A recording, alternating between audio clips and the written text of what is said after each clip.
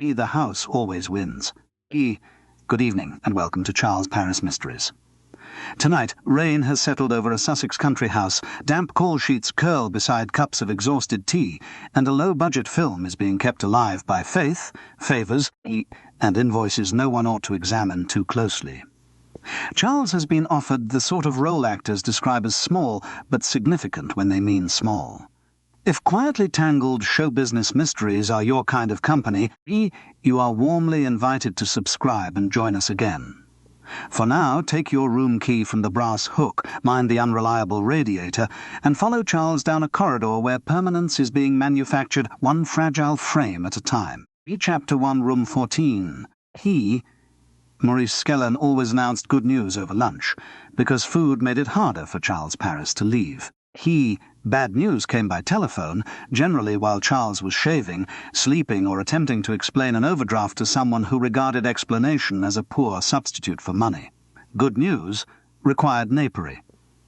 On this occasion, Maurice had selected a Greek restaurant off Charlotte Street, where the tablecloths were white. The wine was warm, and the owner greeted him with the strained affection reserved for customers whose bills had eventually been paid. Film, Maurice said. Charles inspected the small grey object on his plate. It had been described as grilled squid, but had the texture of a theatrical knee-pad. That is generous of you. I'd have called it seafood. I'm talking about work. Then I withdraw the joke. I can't afford to prejudice negotiations. Maurice raised his glass. The Long Mirror, an elegant psychological ghost story, country house, proper celluloid, festivals, foreign sales, permanence, Charles. Payment? You always spoil things with nouns. The role was called The Doctor in the Mirror. He appeared twice, walked once, and spoke the line, "You have seen this room before." The director considered him the moral architecture of the film. Charles considered that he had been offered one line and an overcoat. There is one recognizable television name, Maurice continued, which means the picture is properly financed. Who? Lionel Farr. Charles remembered Lionel chiefly from a police series in which he had solved rural murders by removing his spectacles. Recognizable by whom? The international market. People who don't know him. Maurice ignored this. They wanted period authority. I said you had it in abundance. There were phrases an actor dreaded more than outright rejection. Distinguished was one. Mature presence was another. Period authority combined the benefits of both and added the suggestion that Charles could be stored in a museum between engagements. Nevertheless, he heard himself asking about dates. 2 days later, with a suitcase containing one dinner jacket, 3 shirts, and a quantity of underwear selected on the optimistic assumption that low-budget films used washing machines, Charles travelled to Sussex. The train stopped for 20 minutes outside Three Bridges without explanation. This seemed appropriate preparation for cinema, where waiting became important if enough people were paid to watch you do it. The Coach and Lantern Hotel stood in a village 3 miles from Fairbourne Hall. It had a bowed sign, a low doorway and windows that suggested comfort from the outside while preventing it within. The reception desk was guarded by a mahogany board bearing 14 brass hooks and 14 numbered keys. A typed card beneath it read, "Keys must be left at reception. Insurance, my police." The woman behind the desk introduced herself as Mrs. Runkle. She had the expression of someone who regarded guests as damage in progress. "Article 9, she said, dropping a heavy brass fob into Charles's hand. "Breakfast 7:30 to 8:30. Hot water after 6 if the boiler takes. Film people settle their extras direct." What counts as an extra? Anything you ask for. Charles looked at the board. Key 14 hung alone beneath a blank space where the guest's name should have been. No one in 14. Production business. Tone made further inquiry seem both vulgar and chargeable. His room contained a narrow bed, a wardrobe which smelled of cold apples, and a radiator that made a determined metallic clank without producing heat.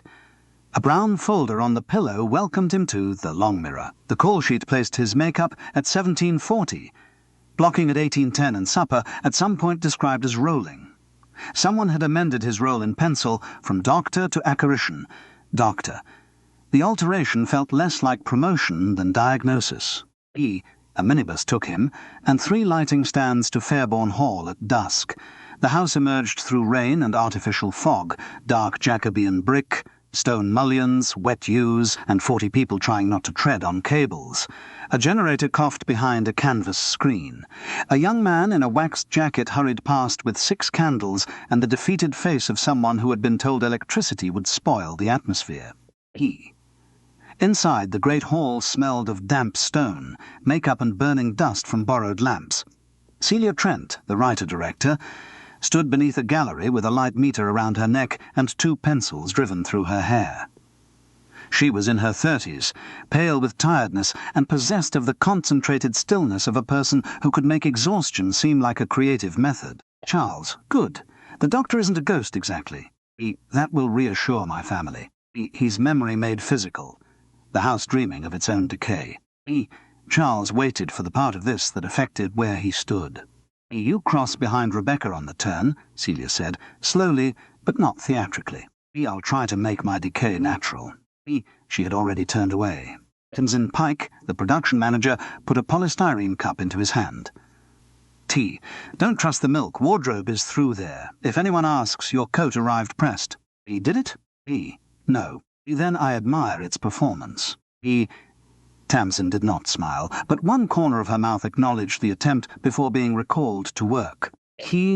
Lionel Farr occupied an armchair near the fireplace, although no fire had been lit because smoke interfered with the fog.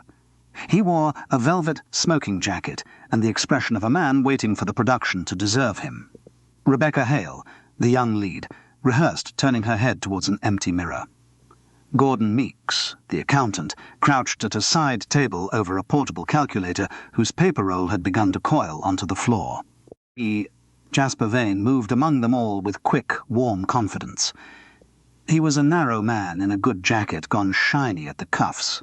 He touched elbows, remembered grievances, and turned every shortage into evidence that the film was independent rather than poor. Charles, welcome. Mirabel particularly wanted an actor with weight. Maurice said authority. Exactly. Weight without heaviness. It was a phrase of no meaning whatsoever, delivered so kindly that Charles nearly thanked him. The owner of the house, entered without announcement. Mirabel Stowe was in her late 70s, silver-haired and upright, wearing a plum cardigan and a rope of pearls that might once have appeared in a studio portrait. Charles remembered her from films shown on wet Sunday afternoons, drawing-room dramas in which she had opened letters with the gravity of a surgeon. She welcomed him by name. I saw you in The Duchess of Malfi at Leatherhead, she said. You played the steward. Charles had delivered 14 lines and carried a tray. I did. You listened properly. Most actors only listen while waiting to speak. It was such precise praise that he felt absurdly moved. Jasper approached with a blue funding folder. Mirabel, only a formality before we lose the light. You cannot lose what has already gone, dear boy. She accepted the folder and opened it beneath a lamp. The crew continued working around her, but more quietly. Their wages, transport, and perhaps careers seemed to lean towards the pages in her hand. Her wandering old film smile disappeared. Jasper, she said, why is my name on a letter I never wrote? Across the hall, the generator failed with a cough, and the house went dark before anyone could pretend not to have heard. Chapter 2, a burn lotions and screffers. The darkness lasted 11 seconds. It was long enough for someone to swear, someone else to drop a lamp filter, and Lionel Farr to demand whether his insurance covered medieval conditions. When the emergency light came on, Jasper's hand was already on Mirabel's folder. Draft language, he said. That's all. Gordon circulated the wrong version. Gordon Meeks looked up from his calculator with the startled misery of a man discovering he had been nominated for guilt. I didn't circulate. You will sort it in the morning. Jasper smiled at Mirabel. Not while you have guests. They are not my guests. They are your employees. Several members of the crew found immediate reasons to be elsewhere. Celia called for 10 minutes to reset, which in film time meant any period between 20 minutes and bankruptcy. Charles was taken to wardrobe by Rebecca Hale. She had been asked to find someone, and he was the nearest available person who looked capable of following a corridor. You're lucky, she said. Your costume is meant to be damp. Mine often are by the third week. The wardrobe room, had once been a morning room. Now dresses hung from picture rails, shoes warmed on newspaper beside a portable heater, and safety pins filled a porcelain bowl painted with shepherdesses. Charles's coat was black, long and heavy. Its collar smelled faintly of another actor's aftershave and professional disappointment. Rebecca watched him put it on. It's brilliant you're doing this. You say that as though I've donated an organ. I mean an actor with your experience. A lot of people would think the part was too small.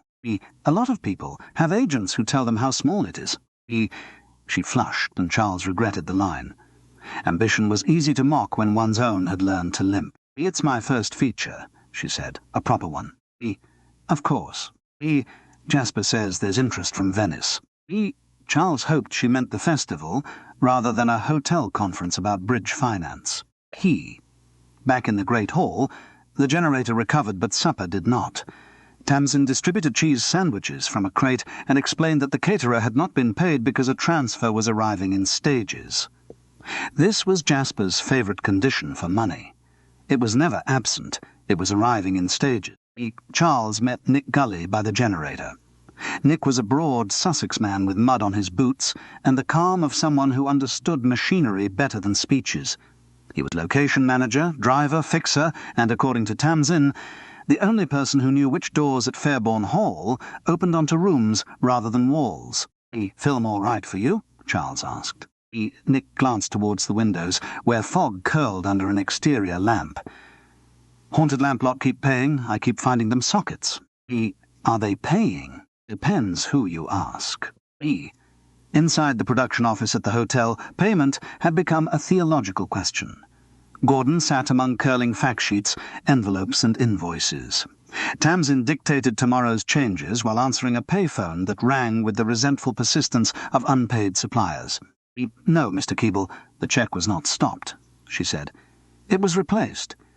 Yes, I appreciate a replacement you haven't received may resemble a stopped cheque from where you are. Charles waited for his revised call sheet. On the desk lay an invoice headed Fairbourne Elationsus. It charged the film £800 for night access, generator security and private patron liaison.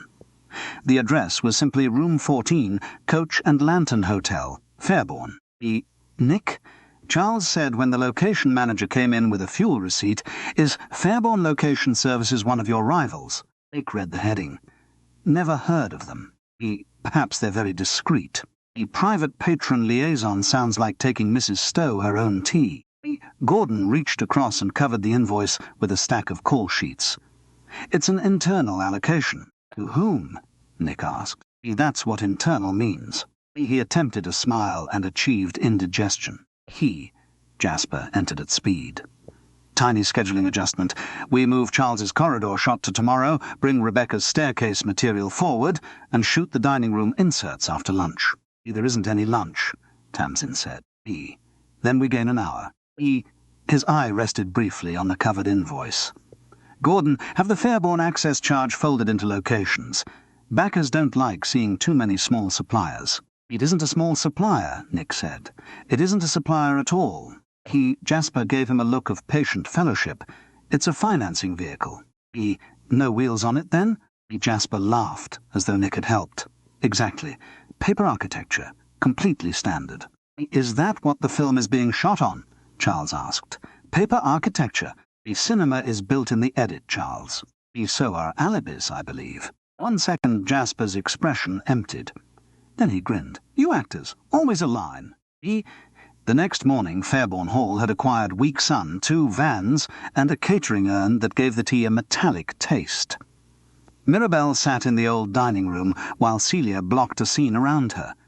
Everyone treated the owner as a treasured relic, moving equipment past her without asking and lowering voices whenever money was mentioned. Lionel entered in costume and surveyed a row of family portraits. I need to know which one is my character's father. Whichever gives you most, Celia said. Ilstas did them.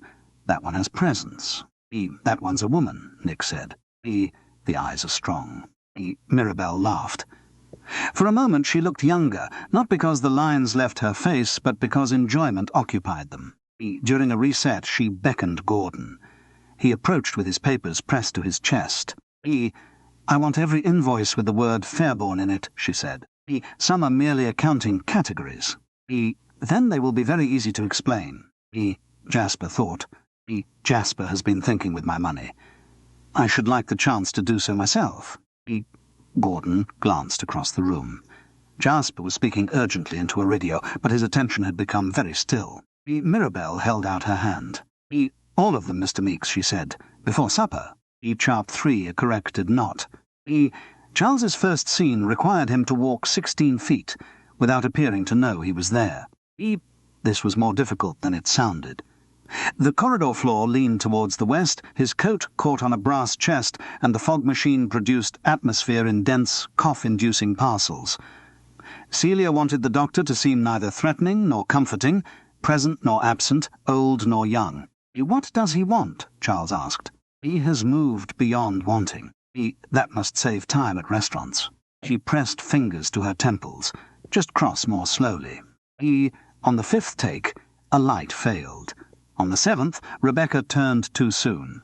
On the 9th, Lionel opened the wrong door in another part of the house and complained that nobody had told him it led into a cupboard. By the 11th, Charles's performance had achieved true otherworldliness through lack of circulation in his feet. Mirabel watched from a folding chair near the monitor. "You are listening with your back," she told him after the take. Years of bad notices. "No, most actors put silence on like makeup. You leave room for it." Again, she had found the piece of praise he most wanted.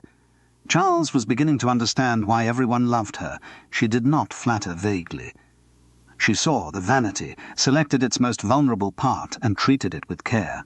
Jasper arrived carrying new papers. "Wonderful. Truly, we have something haunting." "You haven't seen it," Celia said. "I heard the atmosphere." He crouched beside Mirabel. "The guarantor wording is corrected. Nothing substantive.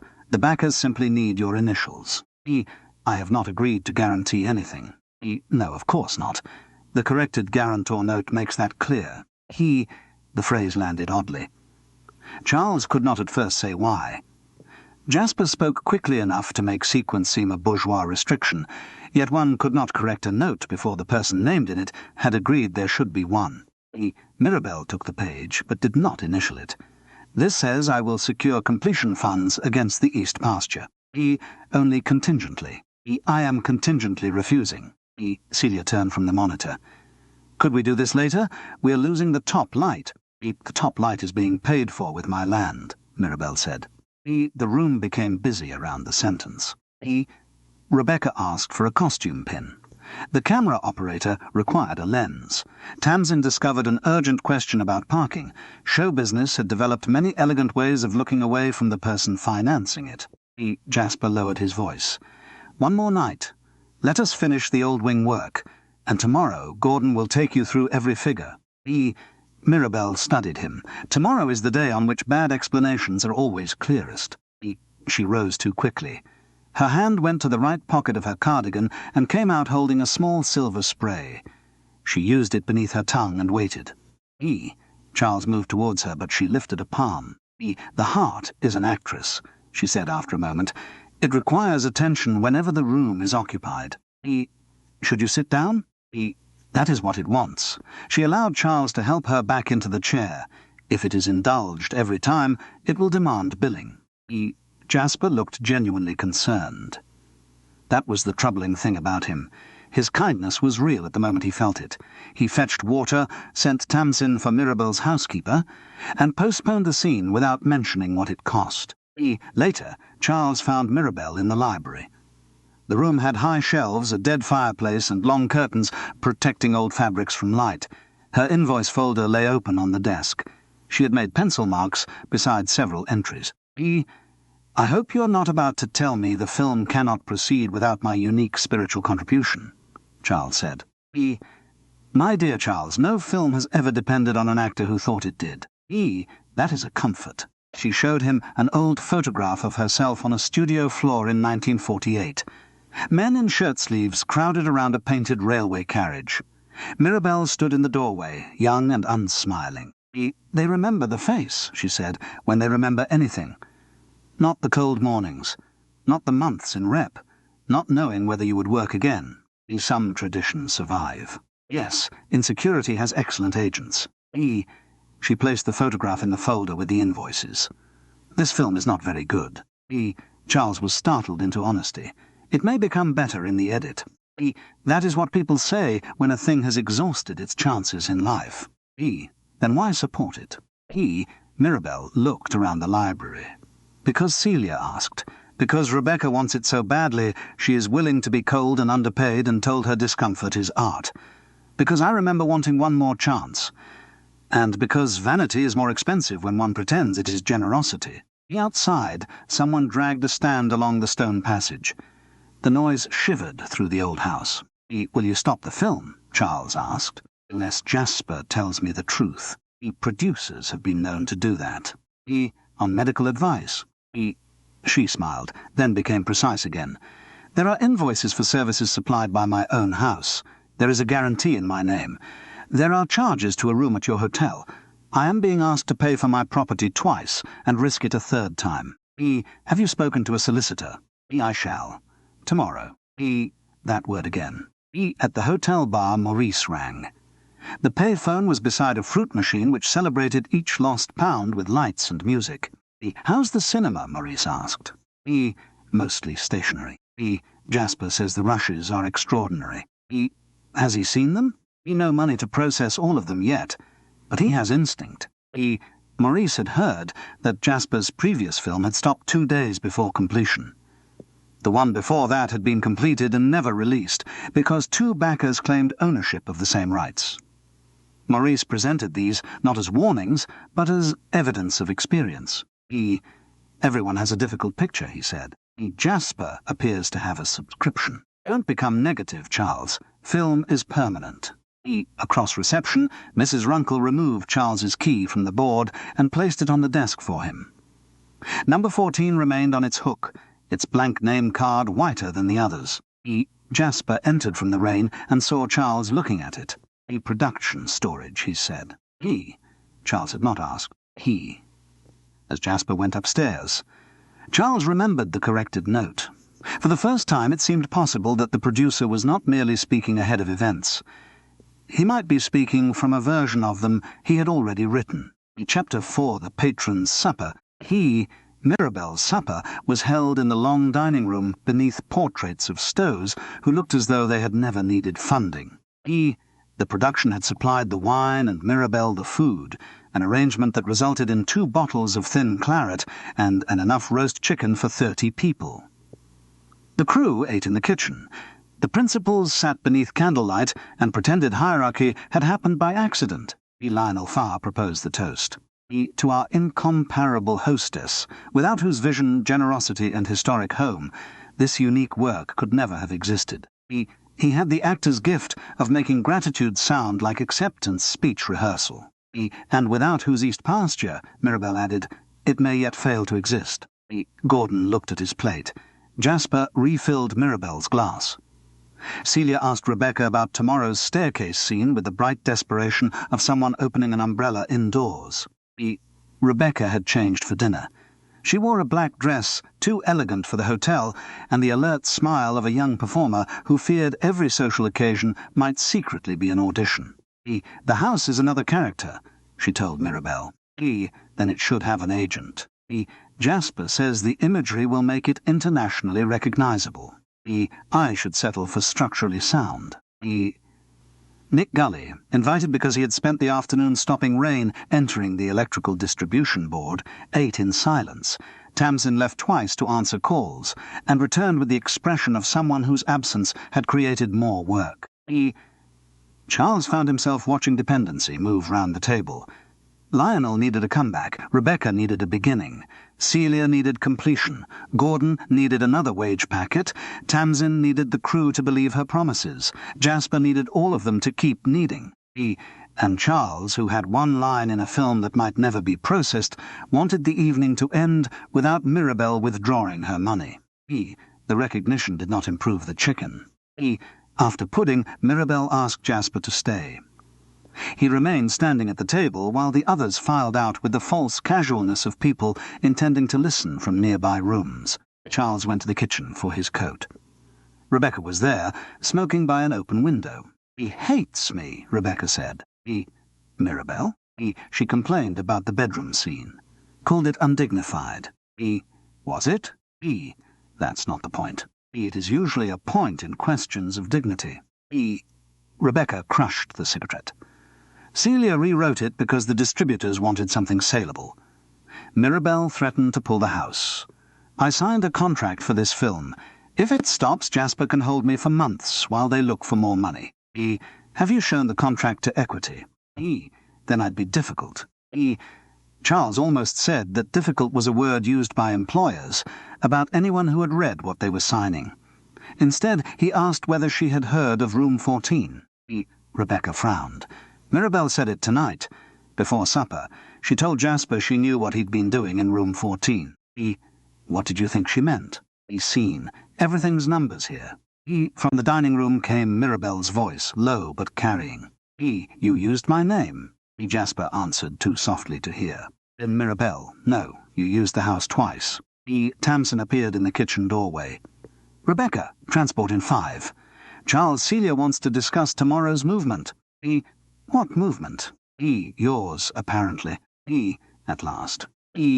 Celia waited in the servants' corridor with a revised script. She had moved Charles's second scene into the old wing because the library's mirror gave a deeper reflection. Jasper said Mirabel didn't want us in there, Charles said. Jasper says what will get the next hour shot. And what do you say? That if I stop to audit the producer, 80 people lose what they've already put in. How many of the 80 are being paid? Her face hardened. That's cheap. No, I suspect cheap is the problem. For an instant, the sleeplessness showed without its artistic lighting. I know there are holes. Every independent film has holes. You build over them. If we finish, the film has value. If we don't, everyone's sacrifice becomes exactly what it looks like. Unpaid labour. Failure. She walked away, leaving him with the revised page. Mirabel emerged from the dining room carrying the blue invoice folder. Jasper followed, charming no one now. One night, he said, you promised the old wing. I promised the house to a production you described honestly. If you stop now, the losses are worse. For whom? All of us. Mirabel looked at the company gathered with great interest in adjacent shadows. Then all of you should ask Mr. Vane where the money went. She took Charlie's arm for the walk to her sitting room. Halfway down the corridor she paused, but did not reach for the silver spray. Are you all right?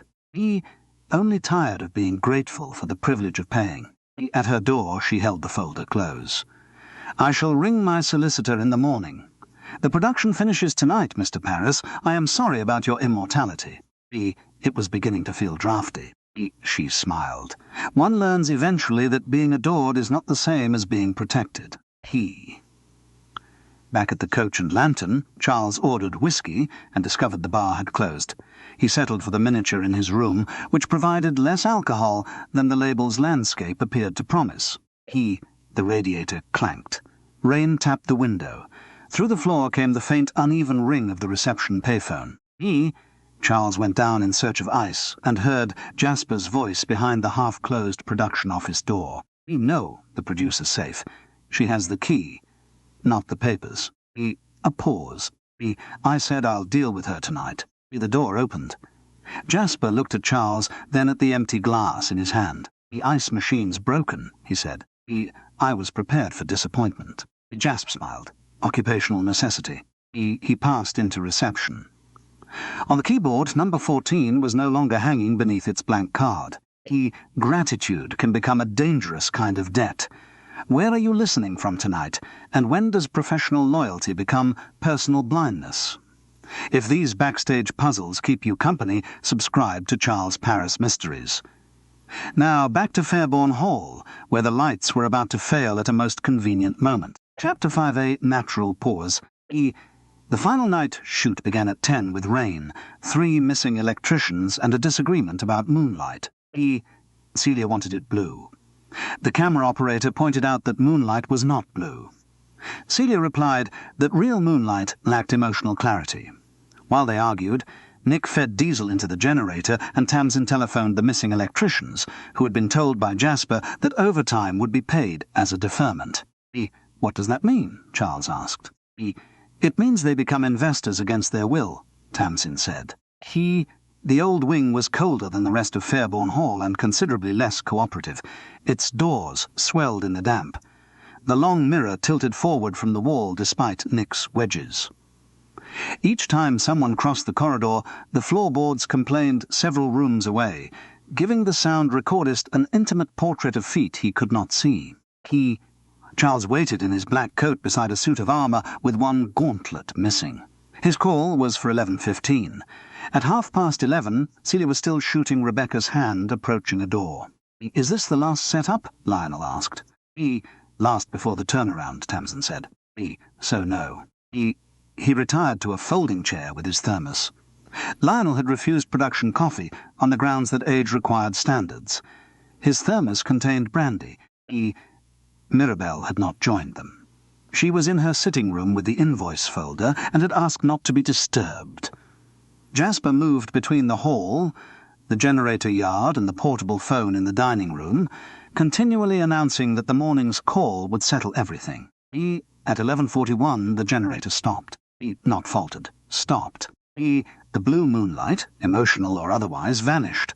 Someone knocked over a stand. Rebecca cried out as the corridor disappeared around her. "Nobody move," Nick called. There were several movements. Charles put one hand against the wall. In the sudden silence he heard rain in the gutters, a metal object rolling on stone, and quick footsteps going away towards the back stairs. "Jasper," Tamsin called. No answer. Celia's torch came on, lighting her face from below. "Can we hold Rebecca's position?" "She's kneeling on my hand," the camera assistant said. "Then mark it." Nick went outside. Emergency candles were found and distributed with the peculiar speed of a unit that had planned for artistic darkness, but not practical darkness. Tamsin said Jasper had gone to check the generator. Lionel said Jasper knew as much about generators as he did about money, which was apparently meant as two separate criticisms. Charles made his way towards Mirabel's sitting room. The door was shut. No light showed beneath it. He knocked. "Mirabel." From somewhere beyond the servants' passage came a thud, followed by the sound of a door closing. Charles turned, but the candlelight reached only a few feet. He appeared. "Have you seen Jasper?" "I thought he was with the generator." "Nick hasn't seen him." "Nor has Mirabel, unless she's being very quiet about it." Tamsin knocked more loudly, then opened the sitting-room door. Mirabel lay beside the chair near the unlit fireplace. The invoice folder had spilled open on the rug. Her head rested against the chair cushion, her face calm in the small, wavering light. There was nothing theatrical about the stillness. It made every planned silence in the film seem noisy and vain. Tamsin put down the candle and knelt. She touched Mirabel's neck, then called her name twice. Charles looked for the silver spray. It was not beside her hand or near the right pocket of the plum cardigan, which had been pulled half inside out. Her evening bag sat closed on a table 6 feet away. "Get an ambulance," he said. Tamsin did not move. Tamsin. She stood suddenly. "The house phone is dead when the generator's off." Then used the production line. "It's in the dining room." "Yes." Her face had become pale and practical, as though death were another impossible transport problem. She hurried out. Charles stayed with Mirabel. The rain pressed softly at the windows. Beside the scattered invoices lay a brass hotel fob stamped 14. Mud filled the recessed numbers, fresh and dark against the metal. He did not touch it. The generator started again. Light returned brutally. A table lamp, the corridor fluorescents, the vulgar white spill from a film unit outside the door. In that instant, the room stopped being private. Celia came in, then Gordon, then Rebecca. Lionel remained at the threshold. "Heart," he said. "She told me years ago." "She used a spray," Charles said. "Has anyone seen it?" Tamsin opened the evening bag. The silver spray lay inside, capped beneath a folded handkerchief. Charles remembered Mirabel using it in the library, then returning it to her cardigan pocket. Perhaps she had moved it. People did. The ordinary explanation was available, decent and almost persuasive. The telephone worked. Tamsin reached the ambulance service at 12:23. Jasper arrived while she was speaking. His hair was wet, and mud marked the edge of one trouser leg. What happened? No one answered immediately. He went to Mirabel, knelt, took in the body and the open folder. His grief seemed real. So did the calculation that followed it. When? He asked. I found her 10 minutes ago, Tamsin said. During the outage? Tamsin nodded. Jasper looked towards the corridor, where 40 people and one unfinished shot waited under expensive lights.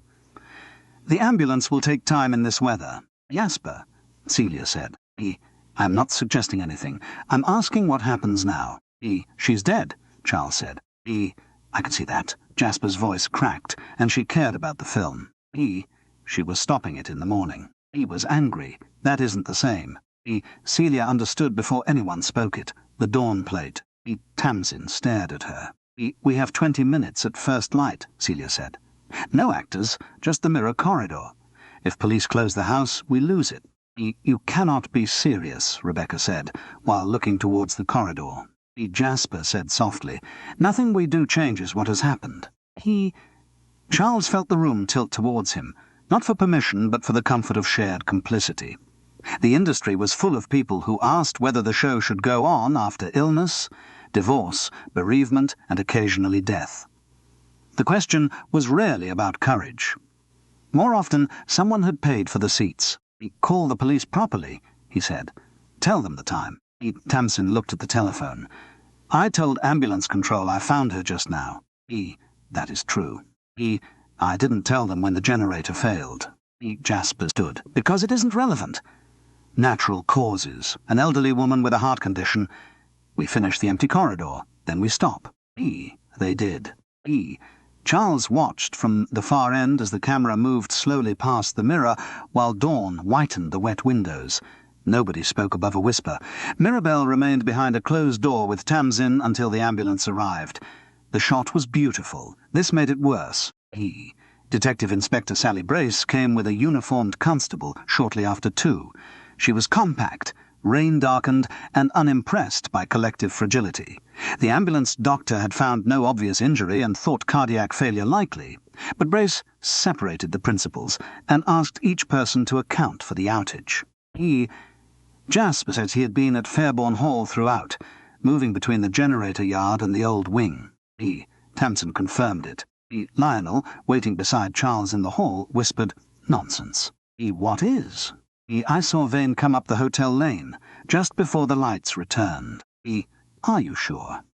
Lionel looked offended. My night vision was praised by 3 separate camera operators. Were you drinking? That has never prevented me recognizing a producer. Inspector Brace emerged from the sitting room holding an evidence bag. Inside was the room 14 key.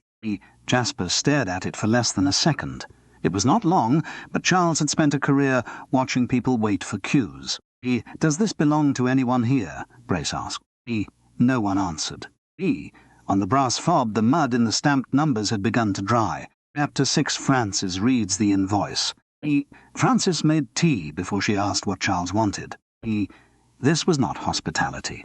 It was a method of ensuring that whatever he said would be heard in a kitchen rather than allowed to swell into drama elsewhere. He had returned to London with permission from Inspector Brace and no work to do in Sussex, until the police decided whether Fairbourne Hall remained a location or became a scene. He arrived at Muswell Hill, smelling of rain, generator diesel, and the miniature whiskey he had consumed on the train because British Rail had removed the buffet trolley. At the precise moment he required moral support. Francis was preparing notes for a housing association meeting. A clean stack of papers occupied half the table. Charles placed his copied invoice on the other half, where it looked shabbier than it had in the hotel production office. Mirabel Stowe, Francis said. I remember her. Most people do. That was partly the trouble. He told her about the film, the false-looking company, the guarantee, the argument, the outage, and the decision to shoot the dawn plate before declaring exactly when Mirabel had been found. Francis stopped him there. You carried on filming? E. I didn't. E. You watched? E. There was no actor in the shot. E. That makes all the difference. E. Charles drank tea. It contained no whiskey, but he had not yet abandoned hope. E. It was indefensible, he said. E. Why are you defending it? E. Because I understand it. E. Francis's expression softened, which was more uncomfortable than anger. Yes, I know. E. He showed her Fairbourne location services and explained the charges. Francis read each line without being distracted by phrases such as private patron liaison, which had worked on several investors and one production account. E. You think the invoice proves money was stolen, she said. E. Doesn't it? E. It proves someone wanted a payment to look ordinary. That's different. Invoice is evidence of an expense. E. No, an invoice is a request that people believe there was an expense. E. She pointed to the address. Why invent a company called Fairbourne Location Services if Fairbourne Hall already exists? E. To charge the production for the use of Mirabel's own house. E. Then it isn't only theft. It is making the theft look like part of the film. Charles looked again at the heading. The lie borrowed authority from the thing it exploited. Mirabel's name, Mirabel's house, Mirabel's past. Even the fraud depended upon her being recognizable. E. Room 14, he said. E. What about it? E. It has no guest name. Jasper called it storage. Mirabel told him she knew what he was doing there. The key was in her folder. E. So why assume it was a room someone slept in? E. I didn't. E. You did when you asked who occupied it. E. Francis rose to take bread from the grill. Perhaps it was a room someone used. E. The distinction was small enough to have been invisible until spoken. E. The telephone rang before Charles could enjoy the discovery. Francis answered and spent several minutes discussing a leaking roof with a woman named Mrs. Amadi. The landlord had invoiced the Housing Association for repairs in May. The ceiling had continued leaking through June, July, and with greater commitment, August. No, keep the bucket where it is, Francis said. I know it is in the way.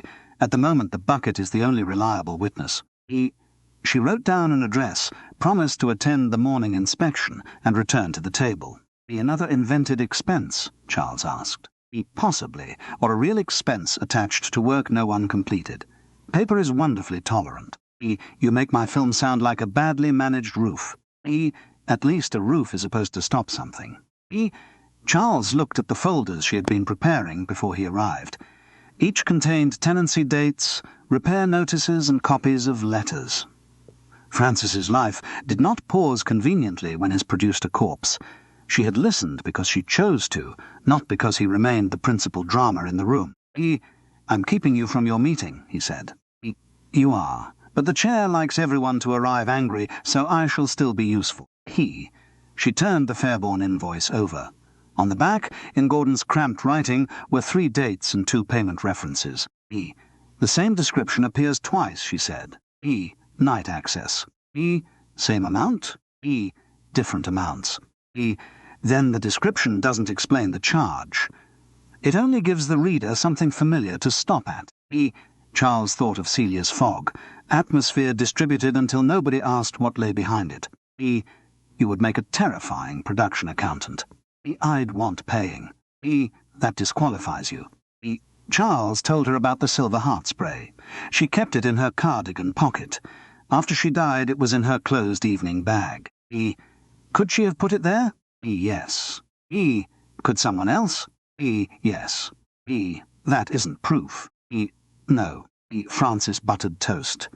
You want it to be murder because fraud feels too small after a death. I want to know what happened. And you want the film not to have made you complicit.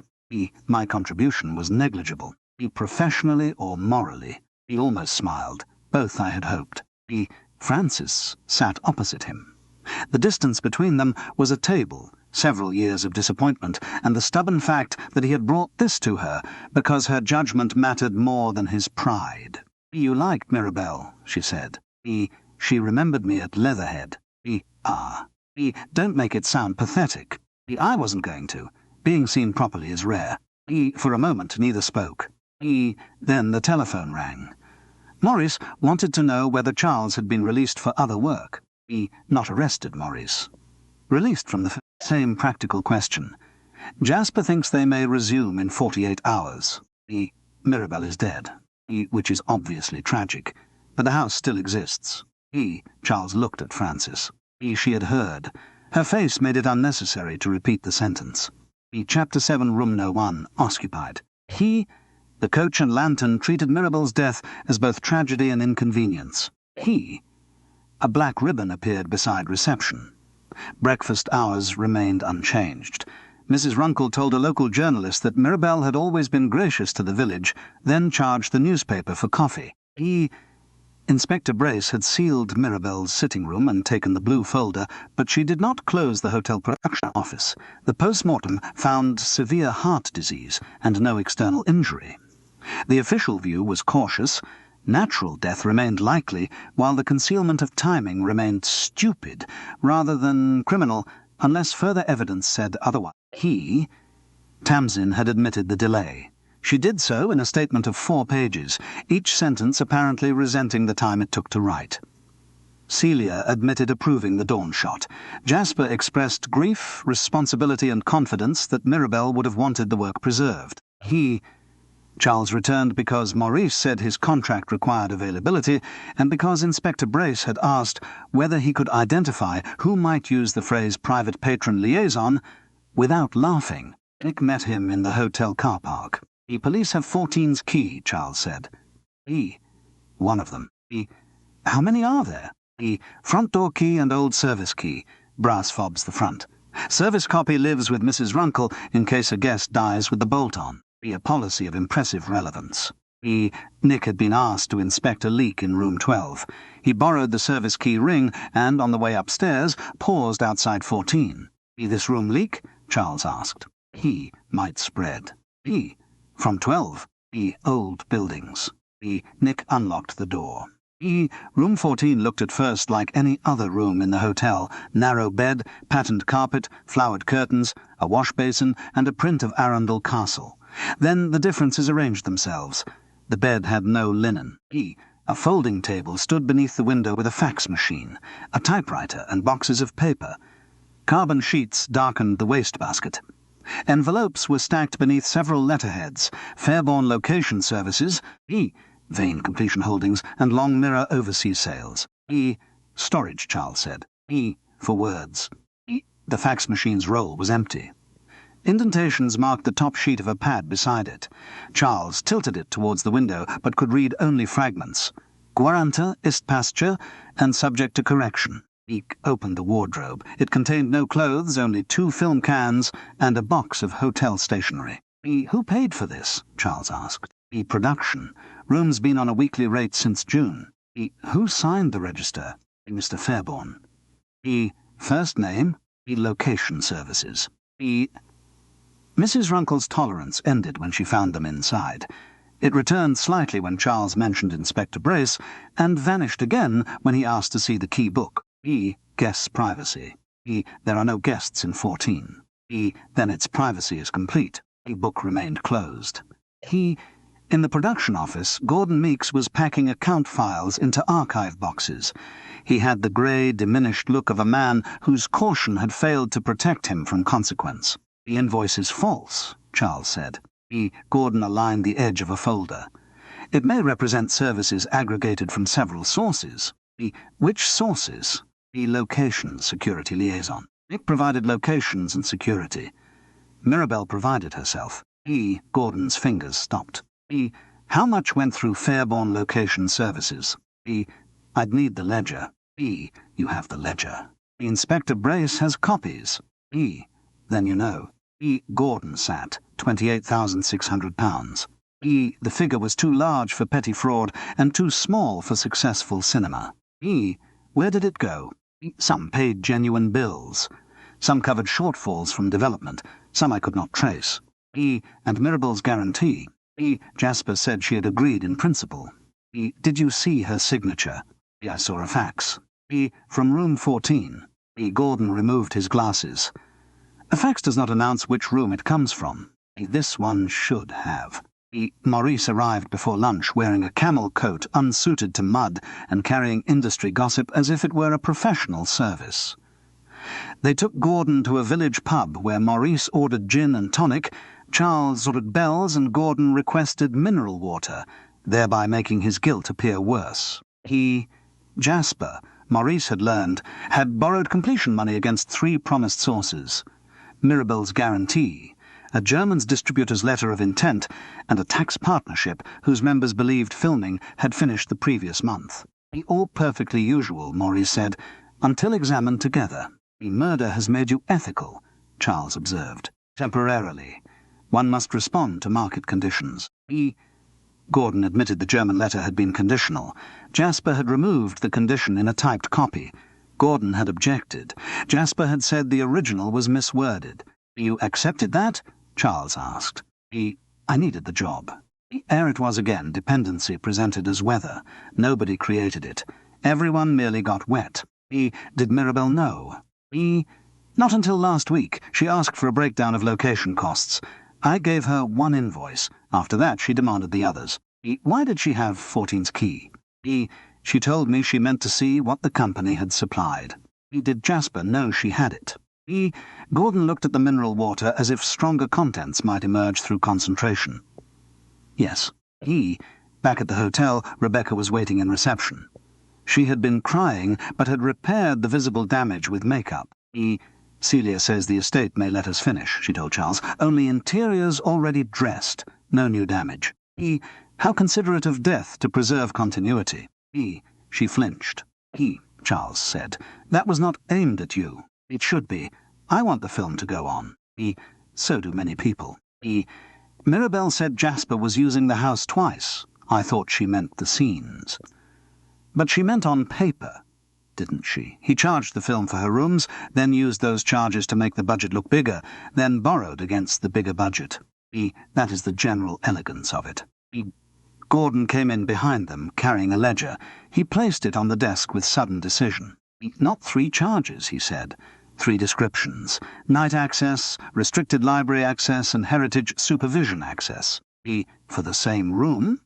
For Mirabel's library, on the same 2 nights. Charles looked at the empty hook beneath number 14. The film had used Fairbourne Hall as a location. Jasper had used it as collateral. Then he had invented a company to sell the house back to the production in pieces. Mirabel had not merely found an inflated invoice. She had found herself appearing in the accounts as raw material. Chapter 8 compulsion money. Inspector Brace disliked amateur detectives in principle and Charles in detail. You went into room 14 without permission. Nick had a key. That is a description of trespass, not a defence. They sat in Fairbourne Hall's library at a table covered with copies of invoices and funding letters. Rain darkened the windows. Mirabel's old film photograph stood where she had left it, the young woman in the painted railway carriage looking past the camera towards a future that had become paperwork. Brace had brought the late entry book from the Coach and Lantern. Mrs. Runkle recorded anyone admitted after 11, together with the room they visited, because the hotel's insurer required the front door to be locked and late movements to be accounted for. Most entries were room numbers and times. At 11:46 on the night Mirabel died, the entry read, J. Vane, room 14, key produced. 12:06 Mrs. Runkle had written. Departed towards Fairbourne. Jasper says she entered the wrong time, Brace said. She says she did not. Mrs. Runkle would record the second coming if it happened after 11. She would also charge for parking. Charles revised his view of Brace. Lionel's sighting placed Jasper on the lane between hotel and house shortly after midnight. The generator failure began at 11:41 and ended at 12:12. Tamsin found Mirabel at approximately 12:14, though she had not called until 12:23. It proves he lied about being at the house, Brace said. It proves he had access to forged papers. It proves motive for fraud. It does not prove he killed Mirabel Stowe. The heart spray was in her bag. No usable prints. Her own prints on the cap. Yours? I didn't touch it. Good. One sensible decision. Your cardigan pocket was turned out. A fall can do that. So can paramedics. It was like that before they arrived. Brace closed the file. Suspicion is not evidence merely because it has atmosphere. Charles had heard similar advice from directors. Gordon joined them with the accounts. Over 3 hours they reconstructed a film whose financing was more fictional than its script. Fairbourne Location Services issued inflated invoices. Those invoices made the production appear to have spent more than it had. The apparently larger spend unlocked matching money from private backers. When cash arrived, Jasper used some to pay urgent real bills, some to cover earlier debts, and some to preserve the appearance that completion was inevitable. Mirabel's forged guarantee supported the last bridge loan. If she repudiated it, the lender would investigate every preceding document. Why corrected guarantor note? Charles asked. Gordon turned to Jasper's typed letter. The lender queried one sentence. This was the correction. When did they query it? Monday. Mirabel saw the first supposed guarantee on Tuesday. Gordon nodded. Jasper had spoken of the corrected note before Mirabel had even seen, much less agreed to, the original. It was not producerly muddle. It was knowledge of a forgery already in progress. Celia entered carrying continuity sheets. She looked at the papers and gave a small, bitter laugh. You have more coverage of the budget than I have of the ending. Did you know? Brace asked. I knew the money moved oddly. On independent films, that is called Tuesday. Did you know Mirabel's name had been forged? No. Did you know Jasper left the house during the outage? No. You told my constable he was continuously on location. Celia sat opposite her. Tamsin said he was. I repeated it. Why? Because we had just filmed beside a dead woman, and I wanted one thing not to be worse than it already was. Brace's tone did not change. Wanting is not remembering. Celia met her eye. No. After she left, Charles studied the timetable. Jasper entered 14 at 11:46, left the hotel at 12:06, then walked through the rain to Fairbourne Hall. If Lionel saw him approaching just after midnight, the times nearly worked, but not comfortably. Why go to the hotel during an outage? Charles asked. To remove papers once Mirabel had the key, Gordon said. Then why come back to Mirabel? To persuade her. He had been persuading her for 2 days. Charles looked at the invoice copies. Jasper's whole talent lay in making tomorrow seem more solvent than today. Killing Mirabel was not his first plan. The fraud required her signature, her silence, or at least her continued ambiguity. A dead guarantor could not confirm a forgery, but neither could she lend more money. He must have gone to 14 to clear the obvious evidence. He returned to the house, expecting to speak to Mirabel one final time. The murder, if it was murder, had grown from the failure of persuasion. Key, Charles said. Why was it in her folder? She had taken it from reception before supper. Brace said. Mrs. Runkle confirms it. Used her owner of Fairbourne Manor. Said the room was billed to her production. Then Jasper knew the front key was in her folder. And somehow obtained it before he went to the hotel. After telling someone on the telephone that she had the key, not the papers. Brace looked at him. Who heard that? I did. You omitted it from your first statement. At the time it sounded like production business. Mr. Paris, everything in this case sounds like production business. That is the difficulty. Nick arrived with a plastic bag containing Charles's old wing coat. Wardrobe's clearing. Thought this was yours. It was still damp. As Charles lifted it, a dark flake fell from the hem onto the table. Mud, Nick said. Lane's full of it. Charles thought of the mud packed into the number on Mirabel's key. She had taken the key before supper and gone no farther than the house. It had rained hard only after 10. The key could not have acquired lane mud while in her possession. Someone carried this key back from the hotel, he said. Brace examined the evidence photograph. Or it was dropped outside earlier. Mrs. Runkle wiped it before handing it to Mirabel. She polishes the fobs. She does, Nick said. Say's dirty brass lowers the tone. The mud was not decisive by itself. Nothing was, but it plates the key on the lane after Mirabel had left the hotel. Jasper must have taken it from her folder before the generator failed, carried it to 14, then brought it back to Fairbourne. When he confronted Mirabel after clearing the room, he had either returned it to the folder or dropped it there during the struggle over the papers. Brace began collecting the documents. I can search 14 properly. I can question Vane under caution about the fraud and the timeline. The post-mortem still gives me no homicide. E. What if he believes Mirabel sent copies to her solicitor? E. Did she? E. No. E. Then do not tell him she did. E. I wouldn't. Brace gave him a long look. Your face is less reassuring than your voice. E. In the hotel bar, Maurice listened to the story with the attentive silence of an agent calculating whether lying might become billable. E. Jasper rang me this morning, he said. Wanted to know whether Mirabel had mentioned lawyers to you. E. What did you say? E. Nothing definite. I said you had the impression she was protecting herself. E. Could you give him another impression? E. Professionally, I try to avoid factual ones. E. Charles told him what was needed. Maurice's eyebrows rose. E. You want me to suggest Mirabel posted copies of the forged papers before she died? Not suggest. Wonder aloud. E. To Jasper. E. Where it will be most effective. E. Maurice considered. Would this help the film resume? E. No. E. I thought not. He sighed. Very well. But if the police ask, this was your artistic concept. E. He went to the payphone. E. By the time he returned, Jasper had been told that Mirabel might have copied everything, that her solicitor had received nothing, and that the originals were perhaps still hidden in the old library, pending collection by the estate. How did he sound? Charles asked.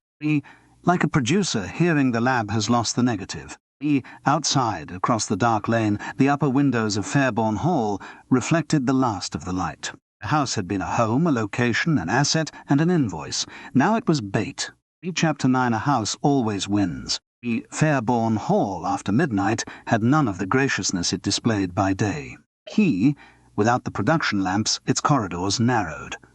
Portraits disappeared into varnished blackness. Rain rattled the leaded windows, and somewhere in the east wall a pipe knocked at steady intervals like a stage manager signalling a cue nobody had rehearsed. Charles sat in the old library with Tamsin, Gordon, and Nick. A single table lamp lit the blue invoice folder, now empty, and an envelope addressed in Charles's hand to Mirabel's solicitor. The envelope contained 3 sheets of blank paper and a restaurant bill Maurice had donated with reluctance. Inspector Brace waited in the adjoining bookroom with 2 officers. Her final instruction to Charles had been simple. Do not improvise. That rather reduces my professional advantage. Mr. Paris, if Vane arrives, you speak long enough for him to identify what he wants. You do not accuse him of murder. You do not block a door. You do not touch anything. I have been acting for 30 years. Then try listening. Tamsin smoked beside the cold fireplace, dropping ash into a teacup. She had not returned to work. There was no work to return to, but the distinction mattered to her. If he comes, she said, it doesn't prove he killed her. No, Charles said. You all keep saying no as though it means yes eventually. Gordon adjusted the folder so that its corners aligned with the table. It proves he believes the papers expose him. We know they expose him. For Gordon said, not murder.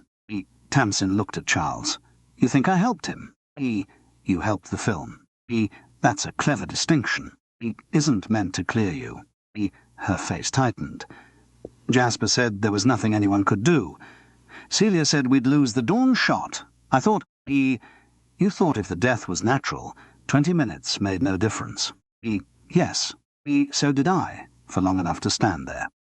Tamsin's cigarette burned close to her fingers. She stubbed it out. People had worked 6 weeks for nothing. Some had borrowed money. One spark was sleeping in his van because the hotel bill wasn't covered. If we stopped without that shot, it was all wasted. Jasper knew, Gordon said quietly. That is why he could ask. The sentence settled among them. Their loyalty had been genuine. Jasper's skill was not manufacturing loyalty, but spending it. At 117, gravel shifted in the drive. Nick moved towards the curtain. Charles shook his head. Headlights passed across the ceiling, paused, and went out. A car door closed.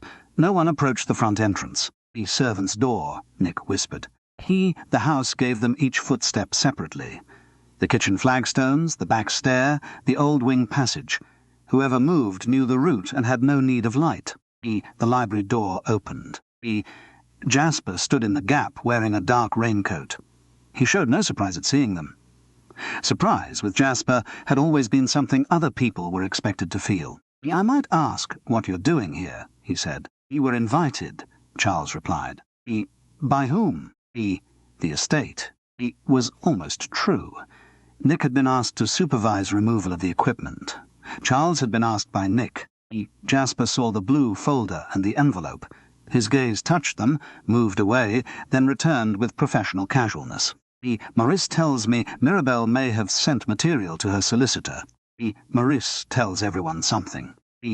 "Did she?" "Solicitor received no papers." Jasper entered. "Then we should find them before rumour makes the production look criminal. The production's appearances may be the least of its problems." "Charles, you don't understand financing." "I understand not having any." The invoices kept cash moving. That is what a producer does. Without them, wages stopped, suppliers walked, the negative stayed in a laboratory no one could pay. Gordon spoke without looking up. "You used her name to borrow £120,000. Temporarily.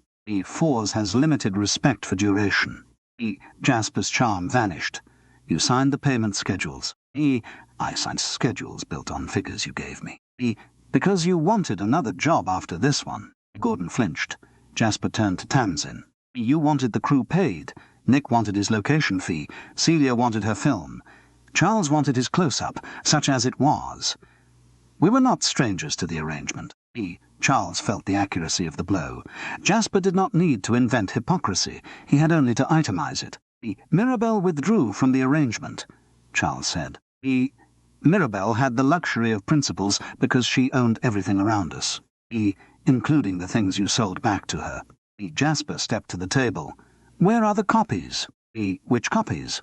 "The corrected guarantee, the German letter, the Fairbourne invoices." Charles let the silence sit. "Interesting list," he said. "How did you know what she copied?" "Maurice told me." Maurice only mentioned forged papers, not which ones. Jasper's hand moved towards the envelope, then stopped.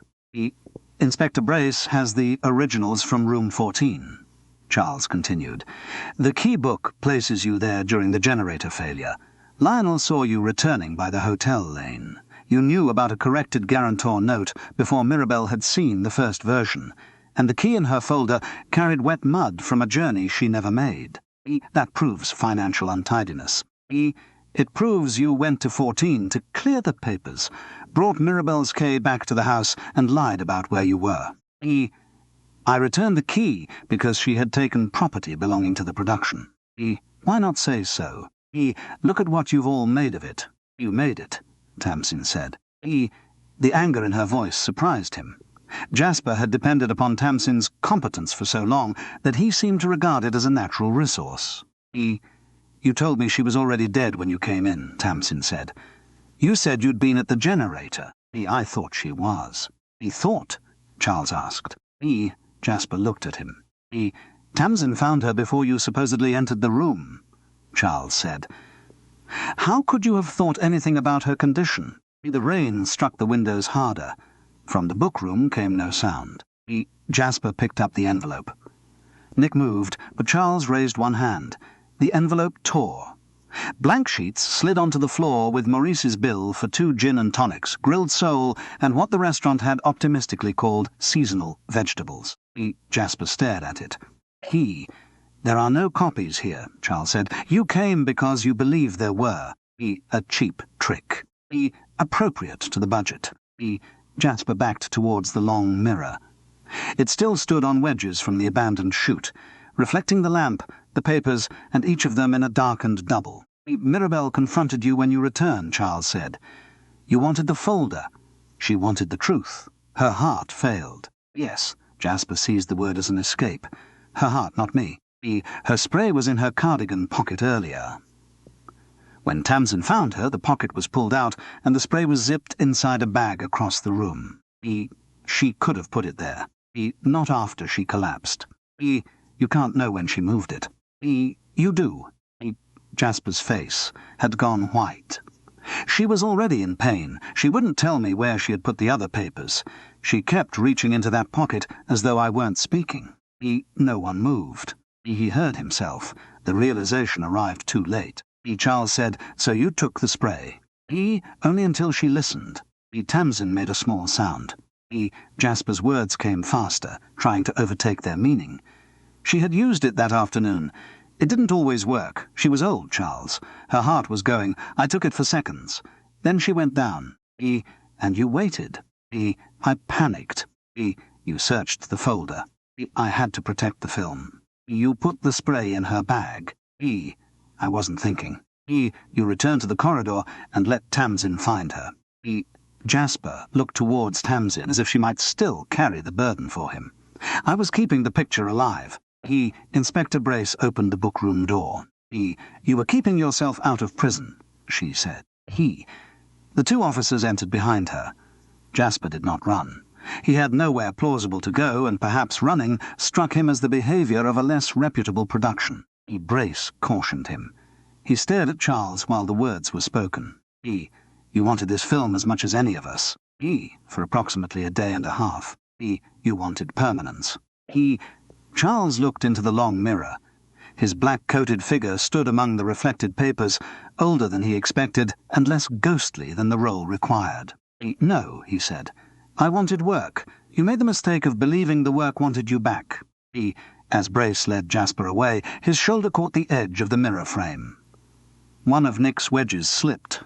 The glass tilted forward and stopped against a lighting stand left from the chute.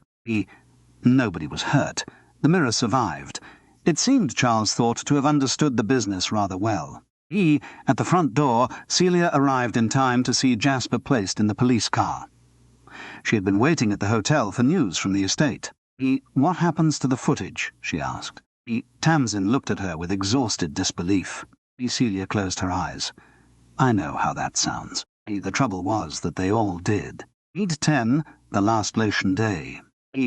Jasper Vane was charged first with fraud, then with murder, after his recorded words at Fairbourne Hall were supported by the timeline, the forged documents and evidence that he had moved Mirabel's heart spray. The papers used phrases such as distressed financier and tragic confrontation. None mentioned private patron liaison. The Long Mirror stopped production for 6 weeks. Then, in the manner of films with insufficient money and excessive belief, it returned in another form. Mirabel's estate allowed Celia to use footage already shot inside Fairbourne Hall on the condition that no new filming took place there and that the house received no further location fee. The estate's solicitor apparently enjoyed writing the last condition. Celia reduced the script, removed 2 exterior scenes, and turned a missing staircase sequence into ambiguity. A distributor who had shown no interest before the scandal now described the film as hauntingly incomplete. Independent cinema could convert almost any disaster into production history. On the last day of clearing Fairbourne Hall, Charles returned for his coat, his fee, and the possibility that one of the 3 might exist. The great hall was empty of lamps. Pale rectangles on the floor marked where equipment cases had stood. Without fog, the corridors looked smaller and more tired. Nick supervised a van. They've left 2 cables, a broken chair and 9 bags of rubbish. Modest cultural legacy. The estate wants the chair repaired. Was it broken before? Course it was. But then it belonged to history. Gordon had accepted a temporary post with the film's new accountants, helping them untangle the records he had once avoided questioning. It was neither absolution nor punishment, merely work. Tamsin gave a full statement about the delayed call and was not charged. Several crew members refused to work with her again. Others said they would, provided she got their overtime in writing. Lionel Farr issued a statement praising Mirabel and quietly removed the Long Mirror from his professional biography until reviews improved. Rebecca showed her contract to Equity. She lost the bedroom scene, gained release from the exclusivity clause, and described the outcome as mutually creative. Celia found Charles in the old corridor. We cut most of the doctor, she said. Most.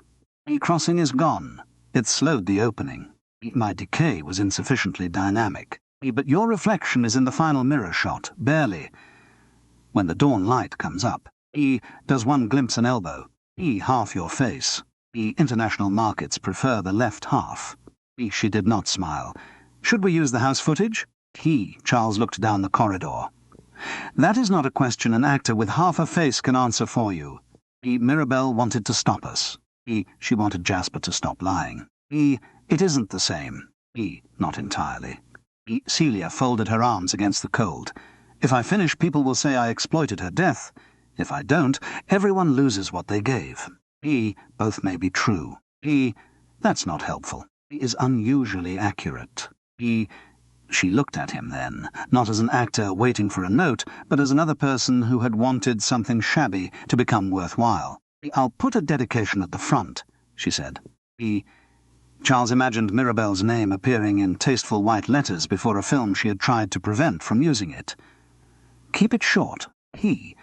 At the Coach and Lantern, Maurice was waiting with 2 drinks and a newspaper cutting about Jasper's arrest. Terrible business, he said, though the picture now has profile. A woman is dead. I am not celebrating. I am identifying professional consequences. Like a vulture with a subscription to Screen International. Maurice pushed an envelope across the bar. It contained Charles's reduced fee and a still photograph from the dawn mirror shot. Charles stood half-hidden in shadow, his expression readable, the silvered glass making him seem to occupy both the corridor and somewhere beyond it. Excellent exposure, Maurice said. You can barely see me. Mystery, longevity, period authority. Old. Established. The fee did not cover all of Charles's travel and hotel extras.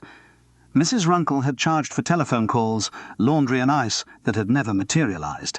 Cinema had preserved his image more successfully than his finances. Later, in Frances's kitchen, he put the still beside her housing papers. That's rather good, she said. I'm barely present. Perhaps that's why. Celia dedicated the film to Mirabel. Would Mirabel have liked that? No. Then it may be a proper film tribute. Frances made tea. Charles took a small bottle of Bell's from his coat and held it up in inquiry. She considered, then brought a second glass. You were frightened about getting old, she said. I am getting old. That wasn't the frightening part. He looked at the still. No. The frightening part was becoming useful only as evidence that time had passed.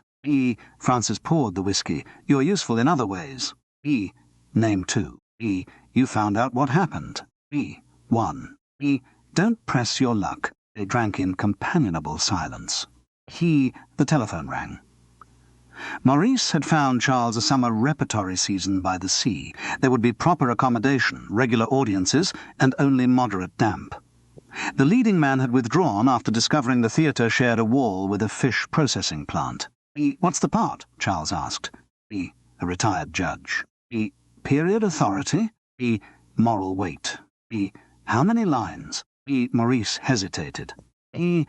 Outside, London rain tapped the glass. On the table, the photograph held Charles forever in a country house mirror, halfway through a roll that had almost disappeared. The image had survived the actor's part. The house had survived its owner. The film had survived the truth. Charles reached for the bells. Some victories required immediate dilution. What remained of Fairbourne was less a picture than a collection of sensations.